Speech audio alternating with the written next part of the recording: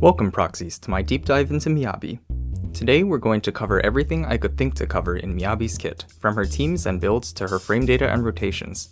Miyabi's kit has a pretty high skill ceiling, but as of her release, her numbers outclass the rest of the cast by so much that you don't have to execute anywhere near the ceiling. But ZZZ is a fighting game, and I believe part of the joy comes from self-improvement, so let's find out how to squeeze the most out of Miyabi. Miyabi is an anomaly unit that belongs to a new element, sort of. It's called Frost, and it does everything Ice does. It applies Freeze, and Frostbite's crit vuln, and enemies will shatter. If you debuff an enemy's resistance to Ice anomaly application with something like Freedom Blues, it will work on Frost application as well. But Ice and Frost can disorder each other, and Frost Disorder does a lot more damage than Ice Disorder, opening her up to playing as a Disorder teammate. Regardless of the team though, Miyabi's damage will mostly be crit based. Miyabi's game plan revolves around building stacks of Fallen Frost. These stacks power her enhanced basic attack, Shimotsuki. Because it's really tedious to remember these names, I'll just be referring to moves with Theory Crafter notation, where Shimotsuki is EB and the level will come after that, so fully charged is EB3. Anyway, her EB has 3 levels and it takes 2 Fallen Frost stacks to hit each level. EB3s represent the majority of the damage in a rotation, so building stacks is extremely important. Here are the sources of Fallen Frost. Entering the battlefield gives 3, or 6 at M2. Ultimate gives 3. EX 1 and 2 each give 2, as does additional ability when anyone in the party triggers Disorder. Frostburn Break gives 1, but this has a 10-second cooldown, and at M2, her B5 can also give 1. Miyabi can't hold extra stacks, so overstacking is a loss. Overstacking only matters if it denies you damage that would otherwise clear the fight. After we talk about her Mindscapes, teams, and kit, we'll talk about her rotation and some ways to manage frost stacks. Miyabi's core passive defines another important part of her kit. I'm going to try and simplify this word salad. Miyabi can put enemies in 2 states, Icefire and Frostburn. She starts by putting enemies into Icefire by doing frost damage to them. Miyabi applies more frost to enemies in Icefire based on her crit rate, a powerful effect that caps at 80% crit rate. After she triggers her anomaly, she switches enemies to Frostburn. This causes them to take damage, referred to as Frostburn Break, which notably can crit. Enemies under Frostburn take increased anomaly buildup, but are immune to Icefire, which means you cannot Frostburn Break them until Frostburn is removed by a Disorder or M1, or by waiting out its abnormally long 20-second duration. Miyabi can also gain 1 Fallen Frost stack when Frostburn Break is triggered, but this effect has a 10-second cooldown. Miyabi's anomaly has no dot portion, but at M0, disordering Frostburn away also loses you the team-wide anomaly application buff, which is itself an indirect damage buff. The dev's intention with this passive seems to be to incentivize a disorder playstyle where Miyabi is actively applying frost during Icefire and her partner is applying anomaly during Frostburn. Now let's go through her skills, going over their mechanics as well as motion values and frame data. Miyabi's basic attacks are solid. She follows the enemy between strikes and her entire B5 is invulnerable. She also has many ways to skip to various parts of her BA chain. Most notable are dodge counter and quick assist skipping to B4. Since those are both invulnerable moves themselves, Miyabi will only be vulnerable during her B4, which clocks in at slightly under a second. Enhanced basics, especially EB3s, are Miyabi's primary source of damage. You can start charging EB out of any skill by holding the attack button. Miyabi will charge up to 3 times, and if you let go before level 3, she will release the current charge level. As soon as she hits stage 3, she will execute the full attack, which is very long, but you can also swap off as soon as you see or hear the cue for the level 3. EB3 clocks in at a whopping 3.42 seconds, of which you can skip about 2.4. I cannot stress how much time you will gain if you practice swap cancelling just this one move.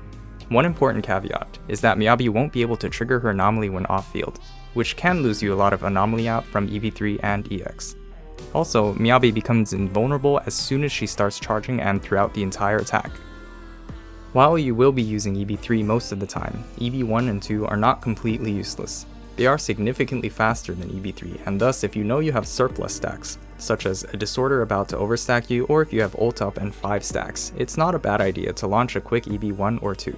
Also, be careful that you don't interrupt her EB3, because chain attacks and quick assists will override it. Dodge counter hits harder than basics, but generates less anomaly, decibels, and energy than her B5. When on-fielding Miyabi, especially at M2, you should try to get a feel for when you can absorb hits with BA5 instead of initiating a dodge counter. Miyabi also has a special dash when you hold dodge in a direction, which can allow you to phase through enemies to reposition. but can also just as easily get you lost if used accidentally. It has a fixed distance as well, which can make it hard to use accurately. Truly some exploration power creep. Quick assist itself is very mid, but chaining to B4 is very nice. The main problem with Miyabi's assist follow-up is that it doesn't skip any basics, so it's best to combo into something like EX or EB. It's on par with most other assist follow-ups, perhaps a bit weaker than Unagi, but having Ice Fire on the target can tip the scales towards Miyabi. When you have a choice, it makes more sense to have your impact character take parries. EX is very important for Miyabi to use well. It has excellent damage and anomaly application, especially for a 40 cost EX. It's the easiest to manage source of Fallen Frost stacks, since you press it when you want. It has an enhanced version if you use it twice in a row. EX2 is energy efficient, but its frame data makes it slightly less time efficient when not swap cancelled, because you can actually do EX1 and B3 in about the same time it takes to perform EX2. At M2, the ability to use EX1 to skip to B3 at any time can be used to hit B5 more often. EX1 crosses up the enemy, while EX2 will leave you about where your EX1 ended. At times, the longer animation can also provide a breather, since Miyabi is fully invulnerable during EX. Miyabi's chain has good damage and anomaly, but doesn't provide her with any buffs or stacks. If casting it prevents you from placing an EB3 in stun, you might consider skipping it, but otherwise fire away. Ult has massive damage and anomaly application, but a singularly long and unskippable animation. It also crucially grants 3 stacks, which can often become 4 when it triggers Frostburn Break, and grants Miyabi a 30% ice damage buff for 12 seconds. Because its animation is long, unskippable, and it doesn't benefit from her core passive buff, it actually does less damage than EB3, although it is stronger in anomaly application. It can be used early to buff Miyabi, as a massive burst of anomaly to trigger disorder, and to recharge stacks. When it comes to using Miyabi's big bursts of anomaly application, it's worth remembering that her anomaly application buff only applies to enemies in Ice Fire. In a disorder team, it could be a good idea to disorder her Frostburn away first to enable Ice Fire again. At M1, you can achieve the same effect by clearing Frostburn with EB3. Mindscapes. M1 gives her EB 6% defense ignore per Fallen Frost stack consumed. It also gives you another way to remove Frostburn, which is hitting an enemy with EB3. When you do this, the team gets a 20% anomaly build-up rate buff for 10 seconds, which replaces the equivalent debuff Frostburn would otherwise grant. Forcefully removing Frostburn means you can apply Ice Fire again, which increases Miyabi's anomaly application rate overall and allows her to Frostburn Break again. This doesn't affect the 10-second cooldown on getting Fallen Frost stacks though. This Mindscape is more of a boon to non-disorder teams because resetting to Ice Fire and enabling Frostburn Break is easier in disorder teams. M2 is a paradigm shift for Miyabi. By upgrading her basic attacks and dodge counter and allowing her to gain Fallen Frost stacks even faster by staying on field, her on-field capabilities are massively upgraded. The 3 extra stacks on battle entry are nice for clearing waves, and free crit rate is always nice. The value of the Fallen Frost stack aspect varies a lot based on what team you're playing her on. M2 owners should take special note of BA skips. These skips will be your best ways to squeeze out stacks more effectively than just mashing. M4 is very straightforward. 30 damage percent on Frostburn Break is a tiny buff to her total damage. Gaining 250 decibels on Frostburn Break is obviously more ults, but might also allow her to prepare ults before a stun window. M6 is just a lot of words to say 30% damage added to EB, and she unleashes every level she passes by as she charges up, so EB3 actually does EB 1, 2, and 3. At M6, it is inadvisable to cast anything less than EB3, but it won't really change how you play. Teams. Let's start by looking at her additional ability. It is activated by faction and support. 60 damage percent and 30% res ignore on some EBs is incredibly powerful and hard to pass up. The effectiveness of getting 2 stacks per disorder, on the other hand, varies a lot between teams. It can be planned in refined clears of predictable content like Shiyu Defense, but in blind runs, randomized content, and long-form content like Deadly Assault, it'll be harder to control the timing of stack generation from disorders. Consider this ability mandatory. Now, let's consider ways to slot Miyabi into teams based on her strengths. She has massive multipliers on her EX, EB, and ult. The bulk of her anomaly application also comes from these same moves, and they are gated by energy, stacks, and decibels. She is also capable of banking stacks by saving energies. These factors make it possible for Miyabi to play as a burst DPS whose goal is to fit her burst into buff and or stun windows. In a vacuum, stun phase is the strongest way to buff burst damage. Most other buffs pale in comparison to stun multiplier. In exchange, those buffs usually provide much better uptime than stun. However, this might not necessarily remain true in the future. Disorder teams, on the other hand, aim to charge Miyabi's Fallen Frost quicker and take advantage of Miyabi's extremely strong Frost Disorder multipliers. At M0, you also need to Disorder in order to clear Frostburn and use Frostburn Break again. Miyabi's best teams thus fall into 3 archetypes. First, we have support anomaly duos, such as Lucy Bernice or Rena Grace. Double support can work as well, but compared to support anomaly, you will lose a lot of stack generation. We'll just have to see how busted future limited supports are. Then comes support stun duos, preferably where the teammates share an element and run an elemental Bangu to help Disorder Frost away. Last is Yanagi Flex. Yanagi is special for Miyabi for 2 reasons. Her polarity disorders help Miyabi generate Fallen Frost stacks much faster. Also, as the only anomaly character to fulfill Miyabi's passive, she allows you to bring Daze to disorder teams. Let's go over the characters and their teams that currently activate her insane additional ability. We've already talked about why Yanagi is cracked. Seth and Caesar are decent flex options. They provide useful buffs and some days with low field time. Seth should be placed above Yanagi first, as she has special AP scaling. Caesar's shield only buffs on-fielders, so you can lose a lot of buff uptime playing swap cancel heavy characters like Yanagi and Miyabi. Anbi and Lycon can also bring stun. Lycon naturally brings much stronger buffs, including a powerful stun multiplier increase. The options after this are the various supports. They each have their own pros and cons, which I will discuss in their own sections, but in a Yanagi Miyabi team I would rate Rena highly, Lucy slightly lower, while Sokaku and Nicole trail behind noticeably. There's also some potential to run triple anomaly. Grace is notable for her good field time to anomaly app ratio, and she also has evasive assist, which could save assist points in time pairing in a team that doesn't intend to stun anyway. Sokaku has a decent buff, but it's hard to give it to multiple members, especially without good stun in the team. Her frame data also causes me emotional damage. Sokaku does way better when supporting a hypercarry than a disorder team. The best capstone here is Lycon. Together, they have a good chance to prep a freeze for stun phase, especially with Shark Boo's help. Better yet, Lycon performs well even as a quick swap stunner, which is good for M2 Miyabi. The final Section 6 member, Harumasa, is better off in his own stun team. He would compete with Miyabi for DPS time during stun phase, but you could make it work if you really wanted. The third member should almost certainly be a stunner that Harumasa bridges to. Qingyi and Anbi can help prep a shock for stun phase. Lycon remains a solid option, but it will be difficult to trigger disorders. Lucy has incredible frame data and disorder teams love full attack team buffs. Her hypercarry buffing potential can fall a little short, but she bridges to the stacked Sons of Caledon roster. Adding Lighter here will lead to absolutely devastating amounts of buffs and Daze power. The fire core of Lucy and Lighter with Rocket Boot can also easily prep a burn from Miyabi to disorder. Lighter's power as a quick swap stun also synergizes well with M2 Miyabi. Caesar has similar strengths, but with weaker buffs and less chance to disorder.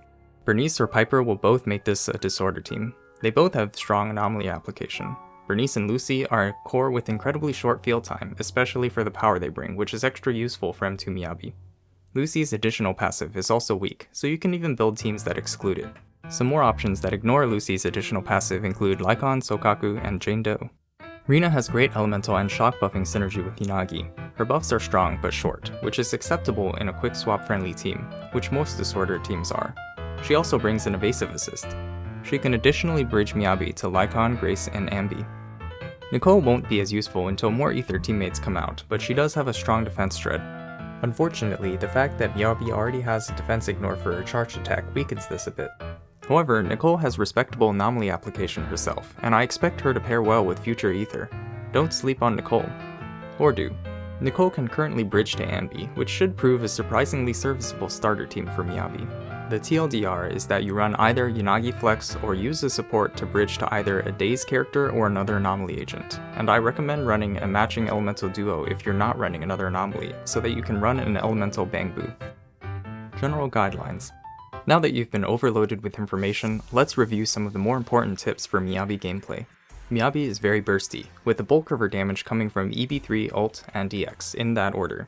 They should be placed in buff and stun windows when possible. Overstacking too much over a fight can be a damage loss, but without M2 it's likely to happen, so don't stress about it too much. It's actually not a terrible idea to clear some stacks with EB1 or 2 since they're very fast. Miyabi's EB3 is an insanely long animation that you should often be swap cancelling. B5 and EX, especially EX2, are also candidates for swapping out of. But it is also a mistake to waste a lot of anomaly application by swapping out too early. Keep your eyes on the anomaly gauge and don't swap if you're about to trigger it.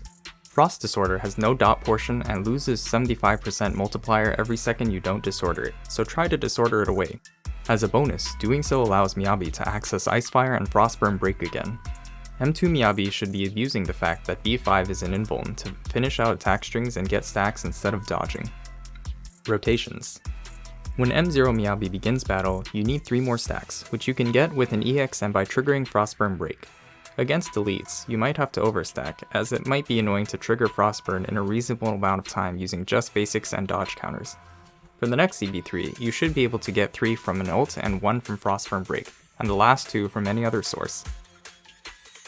After this, the risk of overstacking increases. You'll probably get another Frostburn Break stack when it comes off cooldown, but you likely won't have ults to return to an even number.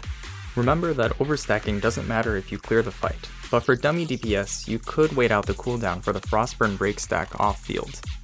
Don't forget that Frost lasts for 20 seconds and you can't Frostburn Break until you eliminate it with M1 or Disorder. Expect to improvise a lot, and any content that doesn't start with consistent resources like Shiyu, you'll get the hang of it in no time. M2 helps smooth out those situations where you're stuck with an odd number of stacks. With judicious use of BA skips, you can squeeze a lot of stacks out by on-fielding Miyabi. M2 also brings you straight to 6 stacks at battle start, allowing you to delete a wave of enemies. Disorder teams have the most fluid rotations. You will want to juggle field time between your anomaly units while upkeeping buffs, balancing anomaly application, and tracking Miyabi stacks to not surprise overcap via disorders. In every anomaly partnership, there's a different balance of field time ownership, but they all have roughly the same rules. Disorder as much as possible and swap cancel to keep everyone working. Most fights will be cleared before stun, but do consider saving some bursts for stun if you get there. Stun teams require you to carefully execute your game plan because Miyabi's animations are very long. Just using ult and 2 EB3s would require more than 10 seconds out of a standard 12-second stun window. Lighter can alleviate this, but we can't always depend on him, and even then, there are enemies with 7-second stun durations at base. Instead of aiming to place everything in stun, I recommend going into the chain attacks with Frost on the enemy or enough for Miyabi's chain to trigger it, then disordering it with the help of the Bangbu. This will let you disorder again with the help of Icefire as well as Frostburn Break again and stun as well. Prepping that much Frost may require the use of EB3 or ult before stunning, which is fine. The rest can then be placed in stun, giving us a stun phase with 2 of the 3, 2 disorders, and 1 to 2 Frostburn Breaks. These guidelines for counting stacks should let you tap to any team. I've made sure to include B-roll demonstrating rotations for each of the major team archetypes, Yanagi, Disorder, and Stun. Timestamps will be noted in the description above the chapters, but they won't be chapters themselves. Alright, let's quickly talk about builds. More details are linked in the description. Seek crit rate until you can hit 80% consistently, then build attack percent and crit damage. Branch and Blade doesn't give you crit rate until you trigger Anomaly, which is somewhat anti-synergistic with her passive. Passing 80% crit rate is perfectly fine. AP is relatively weak. Branch and Blade Song is very strong, but Woodpecker is highly competitive if you can maintain at least 2 stacks, which makes more sense when on-fielding. The best 2-piece is whichever of these 2 sets you didn't use for the 4-piece, but damage percent and attack percent 2 pieces are also fine. Puffer is good if running Arena. Slot 4 should be crit rate unless you somehow reach 80% without it. Slot 5 can be attack, pen, or ice damage. Pick based on substats and the stat you buff less of in your team. Slot 6 can be AM or attack percent. Miyabi's anomaly application is strong even without AM. Attack percent outperforms most of the time, but AM is very comfy, especially if the fight drags on. If you have attack percent disc 5 or external flat attack buffs diluting its value, or if you need to hit specific breakpoints to trigger Frost, AM can also work well. If you find Miyabi struggling to keep up with her team's anomaly application in a disorder team, feel free to tune her up with AM. Her Winjin is best by far. AP is weak on her, which makes many anomaly engines fall in value. Anomaly engines with power budgets less focused on AP, such as Fusion Compiler and Roaring Ride, are better. Non-anomaly engines can also be used as stat sticks, especially in non-disorder teams. Miyabi is incredibly strong right now, and I expect her to get even stronger as better team options become available. She has good swap cancel opportunities, and her strength comes from powerful multipliers instead of self-buffs, which makes her receptive to a wide variety of buffs. She has the ability to play as both crit hypercarry and disorder. This bodes really well for her ability to resist power creep. More than anything, she is really cool, but I'm sure you didn't need me to tell you that. I'm just here to help you squeeze the most out of your Miyabi. Go out there and conquer proxies, and I will see you in the hollows.